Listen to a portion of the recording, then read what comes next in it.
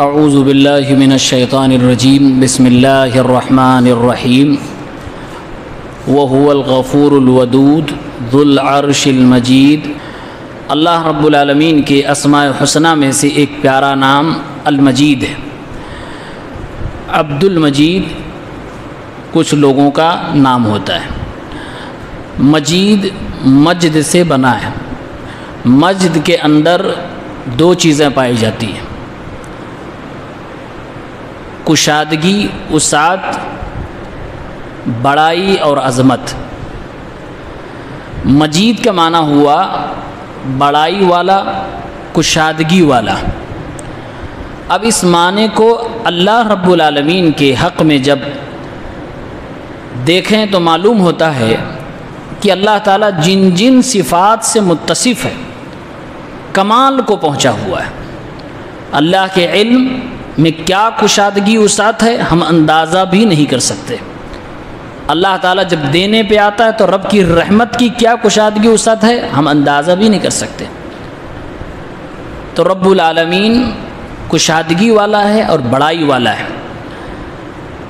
اور اللہ کا یہ نام مجید درود شریف میں بھی آتا ہے، جیسے درود ابراہیمی ہم لوگ پڑھتے ہیں، اللہم صلی علی محمد وعلی آل محمد، آخر میں آتا ہے انک حمید مجید۔ اے اللہ تو کشادگی والا ہے، تو بڑائی والا ہے۔ ابن قیم رحمہ اللہ درود ابراہیم کے اس آخری ٹکڑے کے تعلق سے کہتے ہیں کہ یہاں پر ہم اللہ کے نبی صلی اللہ علیہ وسلم پر درود بھیج رہے ہیں، اللہ کے نبی کے لیے رحمت کی اور برکت کی دعا کر رہے ہیں۔ اور اس دعا میں انسان جب اللہ سے مانگ رہا ہوتا ہے کہ اے اللہ محمد رسول اللہ اور ان کے آل پر، ان کے اہل پر تو رحمتیں نازل فرما اور ان پر برکتیں نازل فرما، تو اللہ تعالیٰ سے کہتا ہے کیوں؟ انک حمید مجید، کیونکہ تو تعریف کے قابل ہے اور تو بزرگی والا ہے، تو بڑائی اور کشادگی والا ہے۔ ابن قیم رحمہ اللہ یہاں بیان کرتے ہوئے کہتے ہیں کیونکہ یہاں پر اللہ سے مانگا جا رہا ہے، اور ساری کائنات میں اللہ کے بعد سب سے افضل مخلوق کے لیے مانگا جا رہا ہے۔ سوال اللہ سے ہے، اور کس کے لیے؟ نبی کریم صلی اللہ علیہ وسلم کے لیے رحمت اور برکت کی دعا کی جا رہی ہے، اللہ سے مطالبہ کیا جا رہا ہے۔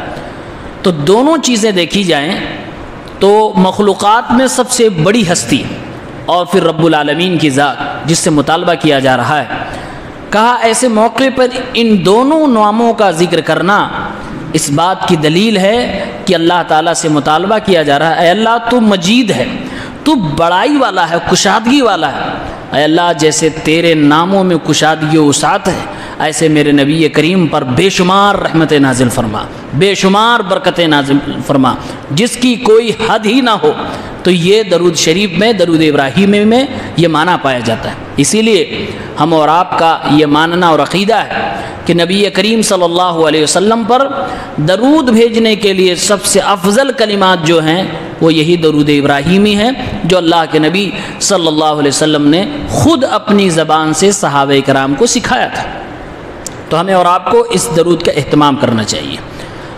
اور ابھی جو میں نے قرآن کی آیت پڑھی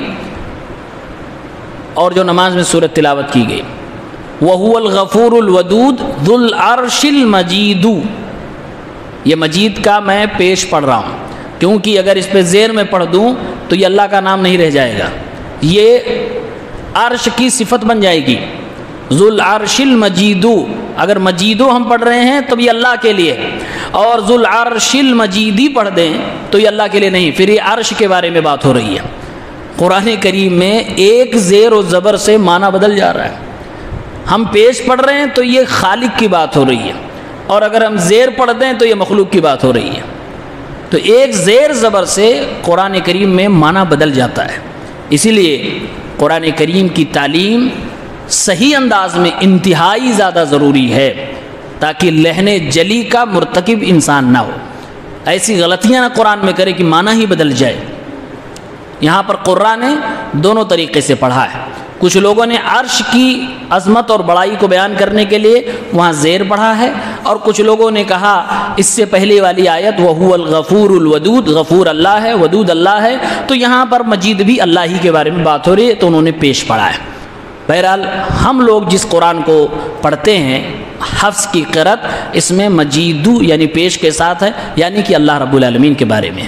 اسی میں 2-3 آیتوں کے بعد آگے چلیں تو اللہ نے کہا بل ہوا قرآن مجید، اپنے لیے بھی مجید اور پھر قرآن کے لیے بھی مجید۔ مطلب یہ ہوا کہ قرآن کریم بھی بڑائی اور کشادگی والی کتاب ہے، اس کے علم کی گہرائی کا اندازہ آپ نہیں کر سکتے۔ ابن مسعود رضی اللہ تعالیٰ عنہ نے کہا تھا من اراد العلم فلیصور القرآن فإن فیہ علم الاولین والآخرین، جو شخص علم حاصل کرنا چاہتا ہے، جسے علم کہا جاتا ہے، جس سے انسان بنتا ہے، جس سے تہذیب و تمدن سیکھتا ہے، اگر کوئی دنیا جہان اور انسانیت سے پہلے، کائنات کے پیدا ہونے سے پہلے کا علم، دنیا کا علم، ہواؤں کا، فضاؤں کا علم، زمین کے گہرائی کا، سمندر کے نیچے کا علم، آسمانوں کا علم، مرنے کے بعد کا علم، قیامت کا علم، قیامت کے بعد کا علم، جنت و جہنم کا علم، جنت و جہنم کے بعد یعنی لوگوں کے داخل ہو جانے کے بعد کا علم چاہتا ہے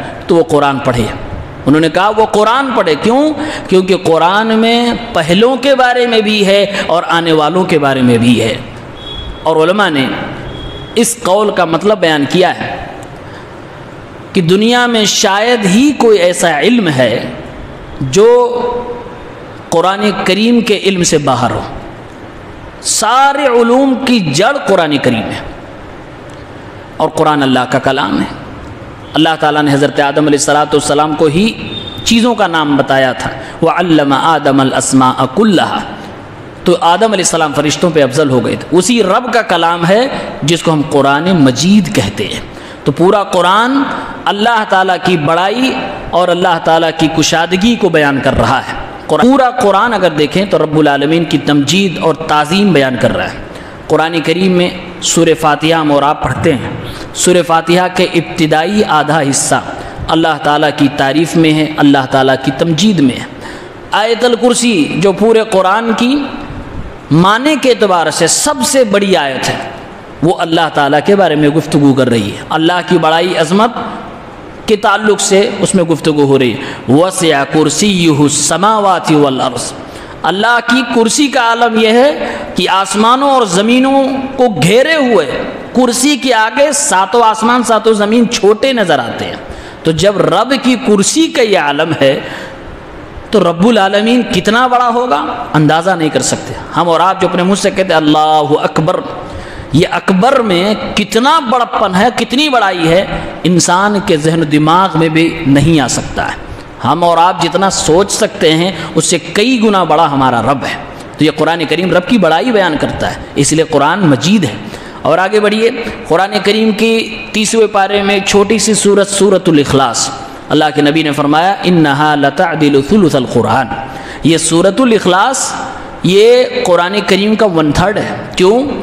یہ خالص رب العالمین کی بڑائی پر مشتمل آیات ہے۔ سورہ اخلاص میں صرف اللہ رب العالمین کے بارے میں بتایا گیا، بلکہ علماء نے آیت الکرسی کے حوالے سے لکھا ہے کہ صرف آیت الکرسی میں، جس میں ٹوٹل 10 جملے ہیں، 10 جملوں میں 5 اللہ کے تقریباً نام ذکر کیے گئے اور تقریباً اللہ کی 20 صفات کا ذکر کیا گیا آیت الکرسی میں۔ شیطان ایسے نہیں آیت الکرسی سے گھبراتا ہے اور وہ بھاگتا ہے، کیونکہ اس میں رب کی بڑائی ہے، رب کی صفات کا تذکرہ ہے۔ اور اعظم آیت فی القرآن، پورے قرآن میں سب سے بڑی معنی کے اعتبار سے وہ قرآن کی آیت ہے۔ اللہ رب العالمین کے بارے میں پورا قرآن رب کی بڑائی بیان کرتا ہے، اس لیے قرآن مجید ہے۔ ایک بندہ اللہ رب العالمین کے سب سے قریب کب ہوتا ہے؟ جب وہ اللہ کی تعریف کرتا ہے، اللہ کی بڑائی بیان کرتا ہے، اللہ کی ثنا کرتا ہے، حمد کرتا ہے۔ اور رب کی ثنا، حمد، تعریف، تعظیم، بڑائی بیان کرنے کا سب سے بڑا ذریعہ ہے قرآن کریم کی تلاوت۔ وَلَذِكْرُ اللَّهِ أَكْبَرُ، اللہ کا ذکر سب سے بڑا ذکر ہے۔ قرآن کریم اللہ کے ذکر میں سے ہے، یعنی قرآن کی تلاوت اگر کوئی شخص کر رہا ہے تو گویا کہ وہ رب کی تعظیم بیان کر رہا ہے، رب کی تمجید بیان کر رہا، اللہ کی تکبیر بیان کر رہا ہے۔ اس لیے قرآن میں اللہ نے کہا بل ہوا قرآن مجید، یہ قرآن یہ بڑائی والا، کشادگی والا ہے، یہ ایک ایسی کتاب ہے جس کے علم میں گہرائی ہے، کشادگی ہے، وسعت ہے۔ اور ایک جگہ پر کہا قاف والقرآن المجید، قاف قسم ہے قرآن مجید کی، قرآن مجید کی اللہ نے قسم بھی کھائی ہے۔ قرآن کریم کو مجید اس لیے کہا جاتا ہے کیونکہ اس کی عظمت بڑی ہے، اس کی شان بلند ہے، اس کی عظمت اور اس کی تعظیم میں کسی طرح کی کوئی کمی نہیں رکھی گئی۔ اللہ تعالیٰ نے جو قرآن میں چیلنج کیا ہے دنیا والوں کو، جب قرآن نازل ہوا اس وقت سے لے کر جب تک قیامت نہ آ جائے، جو پیدا ہو چکے اور جو ہونے والے ہیں، سائنس اور ٹیکنالوجی جتنی بھی ترقی کر جائے، جتنی بھی علوم میں لوگ آگے بڑھ جائیں، قیامت تک کے لیے قرآن کا چیلنج ہے کہ کوئی قرآن کی طرح کتاب بنا کے دکھائے۔ یہ جو چیلنج اللہ کا ہے علماء نے بیان کیا ہے، یہ قرآن کریم کی بڑائی اور اس کی کشادگی کی دلیل ہے، یہ قرآن کے مجید ہونے کی دلیل ہے۔ لہذا لا یأتیہ الباطل من بین یدیہ ولا من خلفہ، قرآن میں اللہ نے کہا قرآن تو مجید ہے، یہ اتنی بڑائی والی کتاب ہے کہ کوئی جو باطل شے ہے قرآن میں نہ سامنے سے آ سکتی ہے نہ پیچھے سے داخل ہو سکتی ہے، قرآن کریم کے اندر باطل کی ملاوٹ نہیں ہو سکتی ہے۔ تو اللہ کا یہ چیلنج ہے۔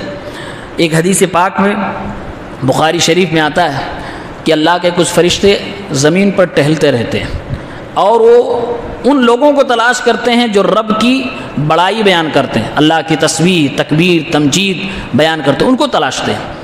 اللہ کے نبی صلی اللہ علیہ وسلم فرماتے ہیں کچھ لوگ ملتے ہیں جو اللہ کی تسبیح بیان کر رہے ہیں، اب وہ فرشتے اللہ کے پاس جاتے ہیں، رپورٹ دیتے ہیں۔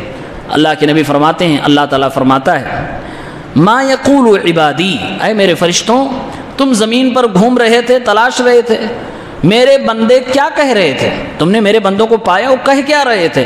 تو فرشتے اللہ تعالیٰ کو جواب دیتے ہیں، جبکہ اللہ تعالیٰ بخوبی جانتا ہے زمین کے کس کونے میں، کس چپے میں کون سا انسان کیا کر رہا ہے، لیکن یہ اللہ گواہ بنا رہا ہے۔ ان کو بخشش کا پروانہ دینے کے وقت فرشتوں کو گواہ بنانے کے لیے یہ ساری چیزیں ہو رہی ہیں۔ اللہ کے نبی فرماتے ہیں، فرشتے کہتے ہیں ہم یسبحونک ویکبرونک ویحمدونک ویمجدونک، اے اللہ وہ بندے جن کو میں دیکھ کے آیا ہوں وہ تیری تسبیح بیان کرتے ہیں، وہ تیری تکبیر بیان کرتے ہیں، وہ تیری تعریف کر رہے ہیں، وہ تیری بڑائی بیان کر رہے ہیں، یعنی تیرے مجید ہونے کو تسلیم کر رہے ہیں، تجھے مجید مان رہے ہیں۔ اللہ فرماتا ہے وہ کیا مانگ رہے ہیں، یہ ساری میری تعریفات کر کے مجھ سے مانگ کیا رہے ہیں، کیا ان لوگوں نے مجھے دیکھا ہے؟ فرشتے کہتے ہیں اے اللہ رب العالمین انہوں نے تجھے نہیں دیکھا، اللہ اگر وہ لوگ تجھے دیکھ لیں کانوا اشد لک عبادتا واشد لک تمجیدا واکثر لک تسبیحا، اگر تجھے دیکھ لیں تو عبادت میں بڑے شدید ہو جائیں گے، عبادت میں ذرہ برابر کوتاہی نہیں کریں گے، بڑی دلچسپی سے بڑی پابندی سے تیری عبادت کریں گے، اور اگر وہ تجھے دیکھ لے تو تیری بڑائی کرنے میں ان کی پھر مثال نہیں رہے گی، وہ تیری بڑائی بیان کریں گے، اس میں بھی ان کے اندر چستی پھرتی آ جائے گی، کسی طرح کی کوئی کوتاہی سے کام نہیں لیں گے اور ہمیشہ تیری تسبیح بیان کریں گے۔ اللہ رب العالمین پھر آگے سوال کرتا ہے وہ کیا مانگتے ہیں؟ فرشتے کہتے ہیں جنت مانگتے ہیں۔ جنت دیکھی ہے؟ نہیں دیکھی ہے، اگر دیکھ لیں تو کہا اگر دیکھ لیں تو ان کی تڑپ میں اور اضافہ ہو جائے گا۔ کہا اور کوئی چیز مانگتے ہیں؟ کہا ہاں وہ جہنم سے بچنے کی دعا مانگتے ہیں۔ کہا جہنم دیکھی ہے؟ کہا نہیں دیکھی ہے۔ کہا اگر دیکھ لیں، کہا پھر عبادت میں تو ذرہ برابر کوتاہی نہیں کریں گے، جہنم سے بچنے کی ہر ممکن کوشش کریں گے۔